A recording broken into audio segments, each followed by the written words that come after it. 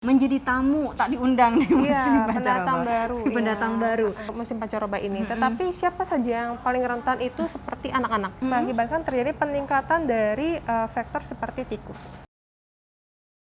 Assalamualaikum warahmatullahi wabarakatuh.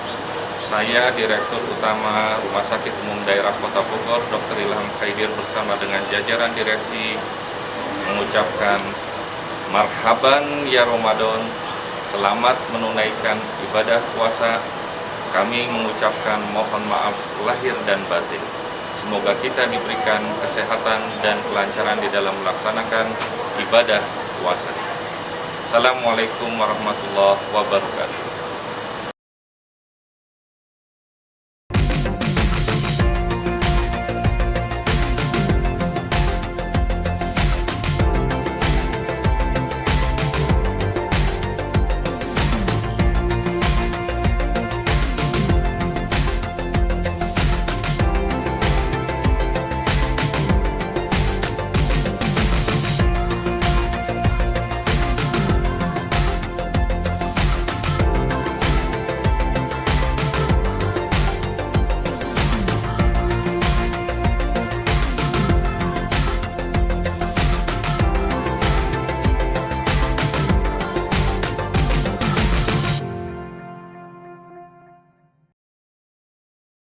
Halo sahabat-sahabat, ketemu lagi di YouTube channelnya RSUD Kota Bogor bersama saya Devi Swedan. Sebagai rumah sakit utama milik pemerintah, tentunya RSUD Kota Bogor memberikan pelayanan yang maksimal baik untuk warga Bogor khususnya, juga masyarakat Indonesia pada umumnya, baik informasi, pelayanan maupun fasilitas. Memasuki April kali ini udah mulai nih pergantian dari panas ke hujan, hujan ke panas. Nah, hari ini saya mau berbincang tentang pendatang-pendatang baru nih yang datang di musim pancaroba bersama narasumber kita yang cantik, Dr. Meike. Apa kabar, Dokter? Dok, ini sekarang nih kan kita lihat kadang-kadang lagi panas, terik, terus tiba-tiba hujan. Lagi hujan, terus tiba-tiba panas. Banyak ketemu orang kayak mulai bersin-bersin nih, badan udah mulai nggak enak nih. Kenapa sih, Dok? Kalau musim pancaroba, apakah perubahan musim itu ada erat hubungannya dengan penyakit-penyakit yang akan kita bahas nih menjadi pendatang baru di musim pancaroba ini, Dok? Oke. Sebelumnya kita harus tahu dulu ya, apa sih musim pancaroba itu? Musim pancaroba itu adalah suatu perubahan musim. Ya, kita tahu di Indonesia itu memiliki dua musim, ada musim kemarau dengan musim penghujan. Di mana peralihan di antara kedua musim tersebut kita sebut yang namanya musim pancaroba. Musim pancaroba. Ya, musim pancaroba itu biasa terjadi di antara perubahan musim kemarau dengan penghujan ataupun begitu juga dengan sebaliknya. Kapan sih itu terjadi? Sekitar bulan Maret atau April sampai April serta sekitar bulan Oktober ke bulan November. Ya, di mana terjadi suatu perbedaan tekanan di dalam permukaan bumi, ya, itulah yang mengakibatkan terjadinya perubahan suhu maupun kelembapan dari permukaan bumi.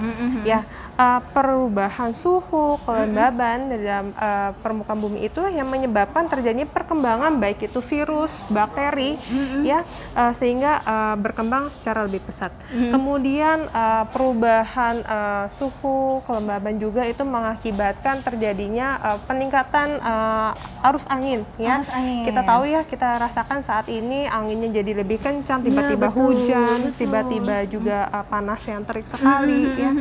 Nah, hal itu mengakibatkan terjadinya peningkatan dari bakteri maupun virus, penyebaran polen juga berkembang, tersebar lebih jauh lagi karena arus angin yang lebih tinggi.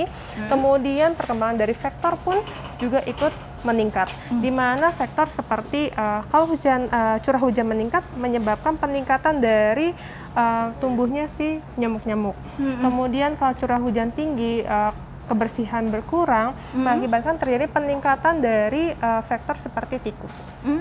Seperti itu. Perubahan suhu dan kelembaban juga itu dapat mempengaruhi tubuh juga, tubuh manusia.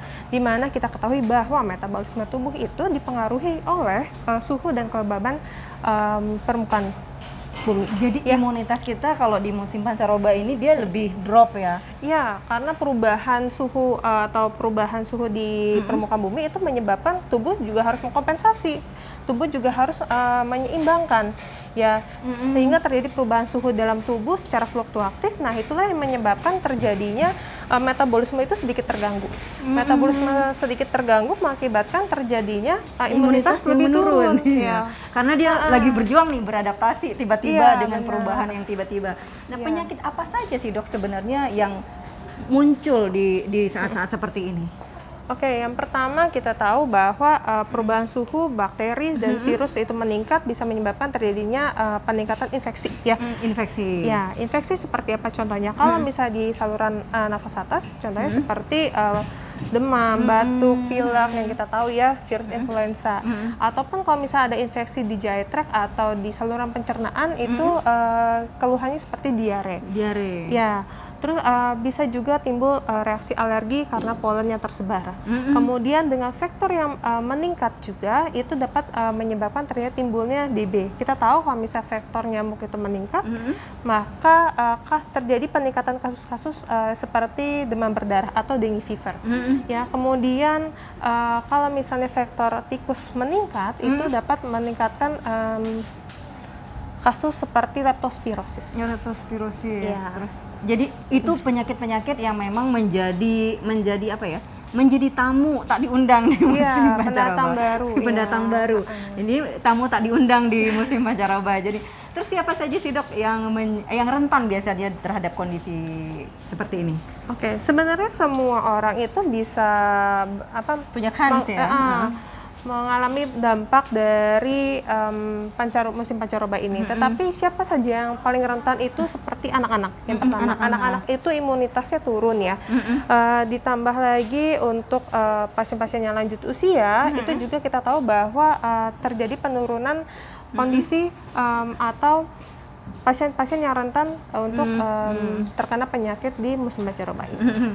Jadi untuk anak-anak yang memang secara alamiah mungkin masih ada yang suka jajan, jadi lebih rentan ya. Kadang pola makannya juga untuk orang yang udah lanjut usia, secara metabolisme mereka secara metabolisme naluriahnya memang sudah menurun ya. Secara alami memang sudah menurun. Nah, kalau ini terjadi bagaimana sih dok kita mencegah? Jadi mencegah sebelum musim pancaroba ini hal-hal apa saja yang harus kita lakukan supaya pas musim ini datang kita itu udah siap. Jadi mungkin resikonya lebih kecil ya. Oke, pencegahannya yang bisa kita lakukan yang pertama kita harus mengkonsumsi makanan yang sehat dan bergizi pastinya. Yang kedua jangan lupa banyak minum air putih karena kita tahu bahwa 60% di dalam tubuh kita itu adalah air. Ya, kemudian ketiga jangan lupa minum vitamin C terutama itu yang paling bagus ya untuk meningkatkan daya tahan tubuh atau multivitamin yang lainnya. Kemudian jangan lupa mengurangi stres, istirahat yang cukup, pola tidur yang teratur, ya serta berolahraga atau aktivitas fisik itu penting sekali untuk meningkatkan imunitas atau daya tahan tubuh. Iya betul, olahraga itu penting karena dengan kondisi pandemi sekarang orang mungkin ada yang malas keluar rumah, malas beraktivitas di luar rumah lah ya. Jadi mungkin ya secara tidak sadar olahraga kita juga berkurang ya. Karena kan tidak semua orang mungkin mau olahraga yang cuman olahraga ringan di rumah. Mungkin sekarang harus mulai ya olahraga ringan di rumah supaya ketika kondisi seperti musim sekarang ini terjadi kita sudah siap ya. Walaupun kita fit sekalipun kondisinya untuk terjangkit pasti masih ada. Nah, kalau seandainya kita mengalami ya ada salah satu yang datang ke kita lah ya penyakitnya tiba-tiba kita terjangkit influenza atau terjangkit DBD. Hal apa saja yang kita bisa lakukan menangani sendiri di rumah? Hal apa saja yang kita bisa lakukan, dok? Oke, yang pertama kita tahu bahwa gejala dari infeksi itu adalah demam. Ya, kalau misalnya timbul keluhan demam, pasien bisa minum obat terlebih dahulu yaitu obat paracetamol. Obat paracetamol itu obat untuk demam atau anti nyeri juga bisa. ya, di mana itu obat dijual secara terbebas seperti itu. Atau kalau misalnya ada keluhan batuk bisa minum Ambroxol, di mana Ambroxol juga dijual secara bebas, ya bisa dikonsumsi terlebih dahulu. Kalau misalnya ada demam, batuk. Jadi kalau ada demam, batuk, kalau demamnya aja cukup minum paracetamol, tapi kalau ada demam batuk bisa minum plus Ambroxol, Ya. Ambroxol. Dan Ambroxol ini dan paracetamol bisa teman-teman sehat beli di apotek terdekat. Tapi kalau demamnya lebih 3 hari, disarankan temui dokter kesayangan Iya, Anda. benar sekali. Iya. Karena kalau untuk demam sehari 2 hari masih Masih oke. Iya, masih baik-baik saja ya. Tetapi kalau misalnya ternyata sudah minum obat paracetamol atau Ambroxol, tetapi tidak ada perubahan sama sekali, bahkan demamnya lebih dari 3 hari, disarankan untuk berobat ke dokter terdekat atau ke rumah sakit terdekat. Kenapa? Karena bisa mengindikasi adanya infeksi yang lebih lanjut lagi. Jadi harus dicari tahu apa sih penyebab dari keluhan tersebut. Jangan-jangan bukan cuman flu, ternyata ada pengikutnya di belakang Iya. ya. Dok, boleh nggak sih dok disimpulkan apa saja yang harus teman-teman sehat di luar sana lakukan supaya bisa mewaspadai setidaknya perubahan musim yang terjadi saat ini? Oke. Yang pertama untuk kita bisa lakukan untuk mencegah semuanya itu terjadi. Yang pertama kita harus menjaga imunitas kita terlebih dahulu ya, imunitas kita dengan cara konsumsi makanan yang sehat, konsumsi air putih yang banyak, kemudian minum vitamin atau multivitamin, olahraga yang cukup, lalu istirahat yang cukup, serta jangan lupa harus menjaga kebersihan juga dengan cara seperti saat ini kan pandemi ya, kita tahu bahwa saat ini pandemi kan disebabkan karena virus. Betul. Ya, salah satu pencegahan yang paling utama adalah cuci tangan. Cuci tangan. Ya, cuci tangan itu dapat mencegah timbulnya atau terinfeksinya kita akan sebuah virus. Ya, jadi harus menjaga kebersihan dan kita harus selalu menjaga kesehatan.